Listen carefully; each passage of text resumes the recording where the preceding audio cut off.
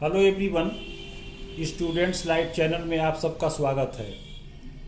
नए नए वीडियो लेकर हम आ रहे हैं जिससे कि आपके बच्चों की पढ़ाई अच्छी रहे और अच्छा बने। हमने सिंटेक्स के अंतर्गत रूल्स ऑफ आर्टिकल शुरू किया था और उसमें बताया था कि आर्टिकल दो प्रकार के होते हैं, इंडेफिनिट आर्टिकल और डिफिनिट आर्टिकल। तो पहले वीडियो में हमने यूज ऑफ इंडेफिनिट आर्टिकल अर्थात और एन का प्रयोग देख लिया था।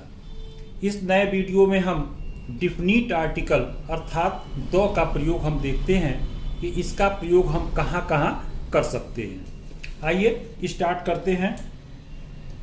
पहला रूल आप कह सकते हैं कि द का प्रयोग हम उस समय करते हैं कि जिससे कि वक्ता पूरी तरह से परिचित हो या उस व्यक्ति वस्तु के बारे में पहले से हमें जानकारी हो।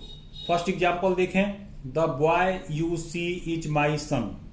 यहाँ पर जिस लड़के की बात की जा रही है वह परिचित है कि मेरा पुत्र है, यानी लड़का जिसे आप देखते हो वह मेरा पुत्र है। तो बॉय के पहले हमने द डिफिनिट आर्टिकल का प्रयोग किया। एक बात का ध्यान देंगे, स्क्रीन पर आपको दिख रहा होगा कि जहां जहां डिफिनिट आर्टिकल का प्रयोग हुआ है हमने उसे अंडरलाइन भी किया है।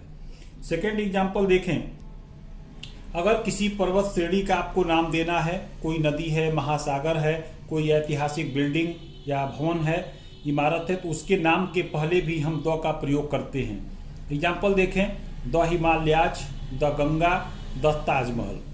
यहाँ एक बात ध्यान देने वाली है कि अगर किसी पर्वत चोटी का प्रयोग कहीं हो रहा हो, जैसे मान लीजिए हिमालय की सबसे जो ऊंची पर्वत चोटी है उसका नाम माउंट एवरेस्ट है, तो केवल अगर पर्वत चोटी का नाम है तो उसके पहले हम द का प्रयोग नहीं करते हैं।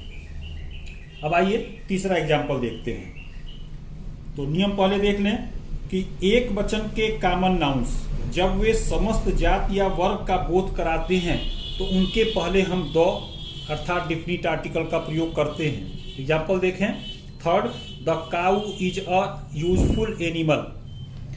यहाँ पर गाय को बताया जा रहा है कि गाय एक लाभदायक जानवर है, तो पूरी वर्ग या पूरी जाति के बारे में बताया जा रहा है, इसलिए काउ के पहले हमने द का प्रयोग किया। इसी एग्जाम्पल में देखें, आपको दिख रहा होगा यूजफुल के पहले अ का प्रयोग हुआ है। याद करें, पिछले वीडियो में आपको बताया गया था कि वावेल से शुरू होने वाले शब्दों से पहले हम एन का प्रयोग करते हैं। यहाँ यूजफुल वावेल यू से प्रारंभ है, लेकिन जब हम इसकी ध्वनि कर रहे हैं, प्रोनाउंसिएशन कर रहे हैं, तो हमें यू मिल रहा है, इसलिए हमने इसके पहले इंडेफिनिट आर्टिकल अ का प्रयोग किया है। अब आइए चौथा नियम देखते हैं। कोई धार्मिक पुस्तक हो, उसका नाम आपको देना हो कहीं, तो हम उसके पहले डिफिनिट आर्टिकल द का प्रयोग करते हैं। जैसे एक स्क्रीन पर आपको दिख रहा है the Ramayana, the Gita, the Bible, the Quran, ऐसे हो तो आप द का प्रयोग करेंगे। अगला नियम देखा जाए कि यदि दिशा से पहले, यानी जो डायरेक्शन होता है, जो 4 डायरेक्शन होता है, नॉर्थ, साउथ, ईस्ट, वेस्ट, उसके पहले अगर किसी प्रीपोजिशन का प्रयोग है तो हम दिशा के पहले डिफिनिट आर्टिकल द का प्रयोग करते हैं। जैसे देखिए, he is coming from the south. अब अगला रूल देखें कि जब प्रॉपर नाउन से पहले कोई एडजेक्टिव हो तो उसके पहले हम द का प्रयोग करते हैं। जैसे व्यक्तिवाचक संज्ञा है आपका शेक्सपियर, उसके पहले एडजेक्टिव ग्रेड दिया गया है कि महान शेक्सपियर, तो हम उसके पहले डिफिनिट आर्टिकल द का प्रयोग करेंगे। अगला नियम है, अगर किसी समाचार पत्र का नाम आप कहीं लिख रहे हैं तो उसके पहले भी आपको डिफिनिट आर्टिकल द का प्रयोग करना होगा।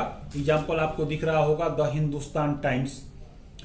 अब अगला देखें, प्रकृति में उपस्थित कोई एक चीज हो, यानी उसका कोई और विकल्प या कोई दूसरा न हो, तो उनके पहले भी हम डिफिनिट आर्टिकल द का ही प्रयोग करते हैं। जैसे देखिए, द सन केवल एक है, मून चंद्रमा केवल एक है, अर्थ यानी पृथ्वी केवल एक है, तो इसके पहले हमने डिफिनिट आर्टिकल द का प्रयोग किया है। बोला। अब देखें, एडजेक्टिव की 3 डिग्री होती है, पॉजिटिव, कंपैरेटिव और सुपरलेटिव डिग्री। तो रूल्स ऑफ आर्टिकल यानी डिफिनिट आर्टिकल द का प्रयोग देखें सुपरलेटिव डिग्री के पहले, यानी EST जोड़ करके सुपरलेटिव डिग्री बनाई जाती है, तो उसके पहले डेफिनिट आर्टिकल का प्रयोग अवश्य होता है। जैसे एग्जांपल देखें, आप लोगों के favourite Virat Kohli is the best player of the team. अब अगला नियम देखें, यदि कंपैरेटिव डिग्री में एडवर्ब की भांति प्रयोग हो रहा है कंपैरेटिव डिग्री, तो उसके पहले भी हम द का प्रयोग करते हैं। जैसे कंपैरेटिव डिग्री आपका ER जोड़ के बनाया जाता है और उस वाक्य में देन का प्रयोग होता है। यहाँ कह रहा है कि कंपैरेटिव का प्रयोग आप एडवर्ब की तरफ, यानी किसी वर्ब की विशेषता बता रहे हो, तो आप उसके पहले द का प्रयोग करेंगे। जैसे देखिए, the higher you go the cooler you feel. यहाँ पर हायर और कूलर आपके एडवर्ब का काम कर रहे हैं, जो कि कंपैरेटिव डिग्री में है।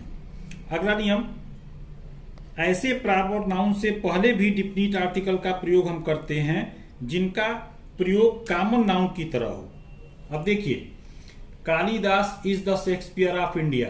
शेक्सपियर जो हैं इंग्लिश लैंग्वेज के बहुत ही बड़े नाटककार हैं, उसी प्रकार भारत के कालिदास जी संस्कृत के बहुत बड़े नाटककार हैं। तो इनका प्रयोग ऐसे हुआ है, तो शेक्सपियर के पहले हमने द का प्रयोग किया।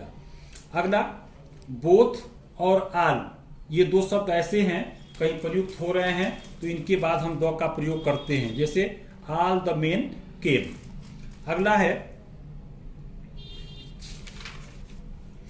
कुछ ऐतिहासिक घटनाएं ऐसी होती हैं जो बहुत फेमस हों, तो उनके नाम के पहले भी हम द का प्रयोग करते हैं। जैसे सेकेंड वर्ल्ड वार, यानी द्वितीय विश्व युद्ध बहुत ही फेमस है, एक बार हुआ है, तो उसके पहले हमने डेफिनिट आर्टिकल द का प्रयोग किया है।